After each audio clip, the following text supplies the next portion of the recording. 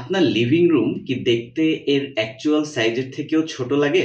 অনেক সময় এমন হয় যে স্পেস ছোট না, কিন্তু কিছু ভুল ডিজাইন সিদ্ধান্তের কারণে রুম ছোট লাগে। চলুন ৭ টি কমন ভুল দেখে নেয়া যাক। ১ম ভুল, কার্টেন রড খুব নিচে লাগানো। বেশিরভাগ মানুষ কার্টেন রডটি জানালার ঠিক উপরে বসিয়ে থাকে, এতে সিলিং খুব নিচু লাগে। আপনি যদি রডটা সিলিং এর খুব কাছাকাছি নিয়ে ফিটিং করেন এবং কার্টেইনটা ফ্লোর পর্যন্ত নামিয়ে দেন, তাহলে পুরো রুমটা দেখতে অনেক বড় এবং লম্বা মনে হবে। ২য় ভুল, সব ফার্নিচারগুলো দেয়ালের সঙ্গে ঠেসে রাখা। এতে মাঝখানে খালি জায়গা মনে হলেও পুরো রুমটি সংকীর্ণ এবং একঘেয়ে লাগে। একটু গ্যাপ রেখে ফার্নিচারগুলো বসান, চারপাশে কিছুটা ব্রিদিং স্পেস রাখেন, এতে পুরো লেআউটটা অনেক বেশি ব্যালান্সড থাকবে। ৩য় ভুল, খুব ছোট রাগ ব্যবহার করা, এতে পুরো রুমটি দেখতে ভাঙা ভাঙা মনে হয়। তার চেয়ে বরং বড় রাগ ব্যবহার করুন, যাতে করে সোফা সেটের নিচে পর্যন্ত কিছুটা ঢুকে যায়, এতে পুরো রুমটা ইউনিফাইড লাগবে।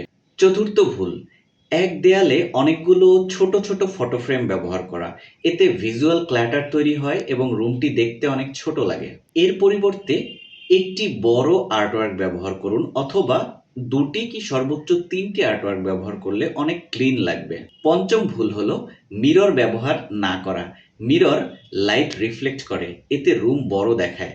জানালার পাশে বা এর বিপরীতে একটি বড় মিরর ব্যবহার করলে ন্যাচারাল লাইট আরো দ্বিগুণ কাজ করবে। ষষ্ঠ ভুল, প্রপার ক্যাবল ম্যানেজমেন্ট না করা। টিভির তার, চার্জার, এক্সটেনশন এগুলো যদি ভিজিবল থাকে তাহলে রুমটি অনেক এলোমেলো লাগে। এগুলো যদি হাইড করে রাখা যায় তাহলে স্পেস অনেক ক্লিন, মিনিমাল এবং বড় মনে হবে।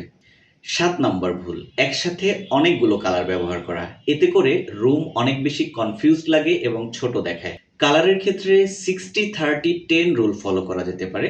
60% main colour, 30% secondary colour and 10% accent colour. এতে করে আপনার রুমটি ব্যালেন্সড লাগবে। মনে রাখবেন, ছোট রুম না, একটা ভুল ডিজাইনই রুমকে ছোট দেখায়।